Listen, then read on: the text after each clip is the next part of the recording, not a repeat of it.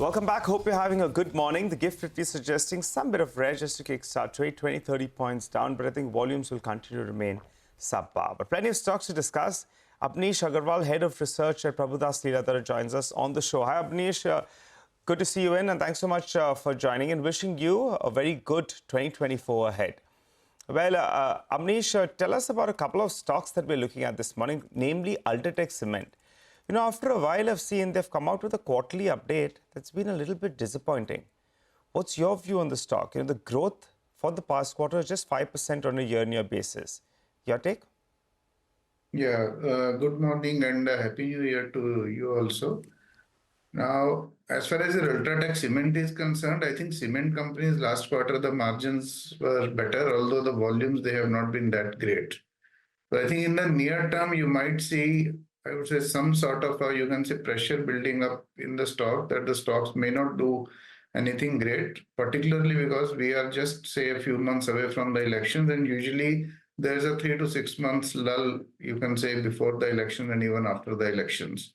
So in the medium term, I think the growth rate for the industry at 7 to 8%, that remains intact.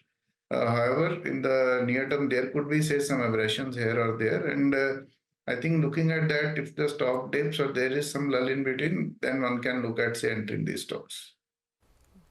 Okay. Amnish, hi, good morning. Good morning. And of course, season's greetings, wish you a Happy New Year, first of all. Let's get in your thoughts on Frontline Auto, the OEMs, because we were all going through the numbers, the December numbers. Most companies have been slightly shy of expectations. Now, stocks have run up. I mean, let's take the example of a Hero or a Bajaj Auto. Stocks have had a pretty good run, or even a Tata Motors for that matter. Which ones are you still backing in 2024 in terms of a fresh purchase?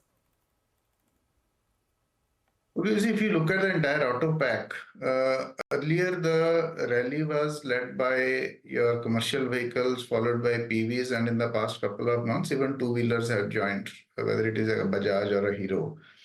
Now, there are different factors for all the three segments. If you look at in particular, say, CVs, I think CVs, it is not only this month, on the last couple of months, it is showing some sort of a, I would say, some sort of a top-out kind of a situation, that the volume seems to be, you can say, peaking out, and the growth incrementally would be not like what we have seen in the last 2-3 years.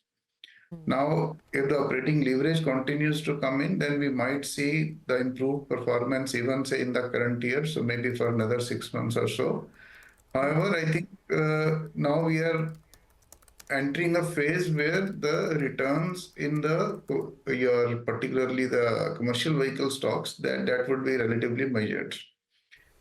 When it comes to passenger vehicles, I think where you can see, whether you look at the numbers of Maruti or you look at, say, M&M and all, M&M in particular has been doing well, mainly because of the, I think, UV segment is doing very well for them. Maruti has been slightly, I would say, below expectations. But having said that, we still believe that the entire, you can say, the PV segment offers more, you can say, legs to growth for, say, the next year or two. So PVs should be one segment where still, I would say, that there is ample room for growth even from the current levels. Anish, thanks for waiting by patiently. The big trigger to watch now will be earnings season, right? You have both Infosys and TCS coming out on the 11th of Jan. What is your expectation this time around, and how are you going into the tech earnings? I think for tech, one should not expect any fireworks to happen in the near term.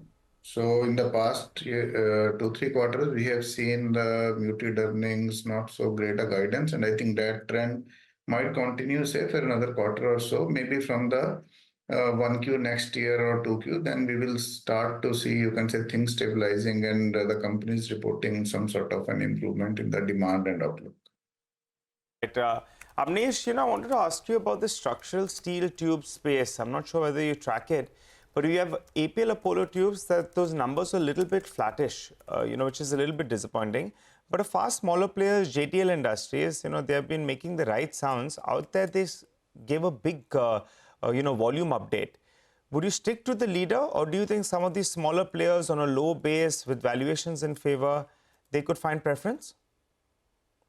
You see, I'm not closely tracking the space, but usually what happens in some of these industries is that the market leader always has much bigger size than some of these, you can say, emerging or the mid-sized players. And whenever the industry is in the growth phase, then we have always seen that beyond you can say size, the growth rate of, you can say, the emerging players, particularly when there is good demand, that far outstrips the growth of the market leader. We have seen this panning out, whether you can say in segment like paints, in segments like say adhesives, okay, etc. So I think in the similar way here also, I think the smaller players in all these, you can say, segments which are order driven, which are driven by the increased infra spends which are happening, so these companies have the potential to grow much faster than the larger players. Okay, got that. Amnish, good talking to you this morning. Thank you very much for joining in, and you have a good day going ahead. Time